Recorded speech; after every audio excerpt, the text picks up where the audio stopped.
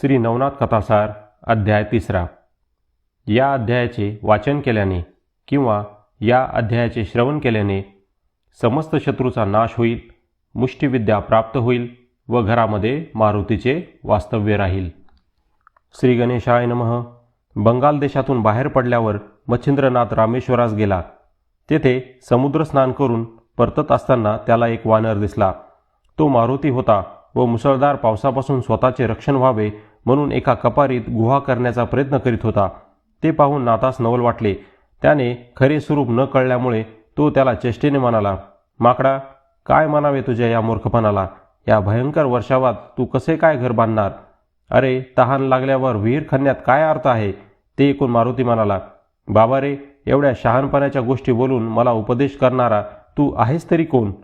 मच्छिंद्र म्हणाला, मी जती असून मला मच्छिंद्रनाथ नावाने ओळखतात.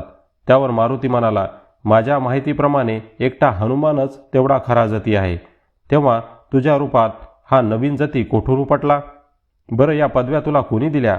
नाथ, जती अशा संज्ञा लावताना आपण त्या संज्ञांना पात्र आहोत का याचा विचार करायलाच हवा, नाही का? तेव्हा मच्छिंद्र म्हणाला, एखाद्याच्या प्रतापशक्तीचा अनुभव आल्याशिवाय कोणी कोणाला अशा पदव्या देईल का? त्यावर मारुती म्हणाला, मग पाहू दे तरी तुझे सामर्थ्य काय आहे ते. पूर्वी हनुमंताच्या सहवासात असताना मला त्याच्या कृपाप्रसादाने त्याची सहस्त्रांश शक्ती प्राप्त झाली आहे. त्या शक्तीचे तुला निवारण करता आले तर तुझ्या बोलण्यात काही तथ्य आहे असे मी समजेन, अन्यथा तुझे हे किताब माझ्या हवाली करून तू चालता हो. तेव्हा त्याच्या आव्हानाचा स्वीकार करून मच्छिंद्र म्हणाला, माकडा, उगीच वटवट कशाला करतोस? मलाही पाहू दे तुझ्या अंगी काय पराक्रम आहे तो. ते ऐकून मारुती संतापला.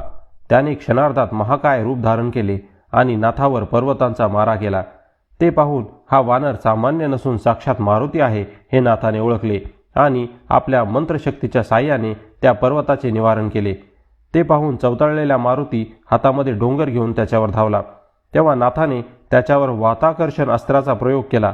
त्यामुळे मारुतीची सर्व हालचालच थांबली. त्याचे प्राण कंठाशी आले.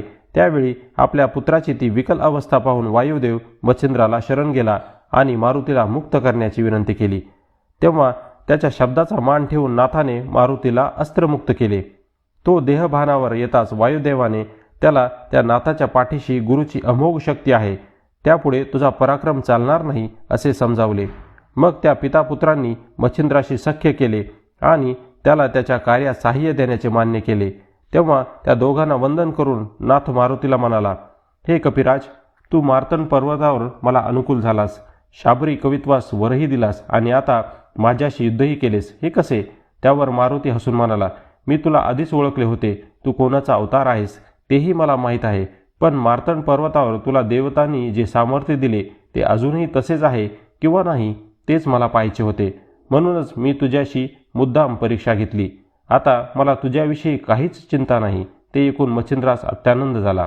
त्या प्रसंगी आपले मनोगत व्यक्त करीत मारुती मच्छिंद्राला म्हणाला, नाथा, कित्येक वर्षापासून माझ्या मनावर एक ओझे आहे आणि ते दूर करण्यास फक्त तूच समर्थ आहेस. तेव्हा कृपा करून माझे कार्य तू पूर्ण करशील असे मला वचन दे. ते ऐकून नाथ म्हणाला, पण मला कोणते काम करायचे आहे ते तरी सांग. तेव्हा मारुती म्हणाला, नाथा, रावणवधानंतर श्रीराम व सीतामाईसह मीही अयोध्येस गेलो होतो. तेव्हा सीतामाई मला म्हणाली, हनुमंता, तुला माझी एक इच्छा पूर्ण करायची आहे. त्या बाबतीत तू मला आधी वचन दिलेस तरच मी ती इच्छा प्रगट करीन. त्यावेळी मी तिला तसे वचन देतास ती म्हणाली, तू गृहस्थाश्रमाचा स्वीकार करून संसार सुखाचा उपभोग घ्यावास असे मला वाटते.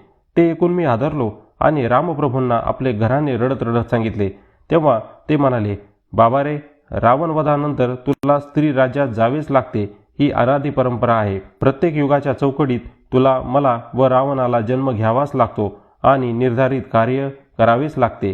तुझे स्त्रीराज्यात जाणे हे त्याच्यापैकीच एक कार्य होय. आजपर्यंत असे 98 वेळा झाले आहे आणि आत्ताची ही 99वी पाळी आहे. तेव्हा तू निशंक मनाने स्त्रीराज्यात जा. तू ऊर्ध्वरेत आहेस. तुझ्या नुसत्या भुहुकाराने स्त्रिया गर्भवती होतील. त्यामुळे तुझे ब्रह्मचर्यही ढळणार नाही आणि तुला स्त्रीसंगाचे पातकही लागणार नाही. तेव्हा मनात नसूनही मी स्त्रीराज्यात गेलो. तेथे सर्व स्त्रियाच होत्या.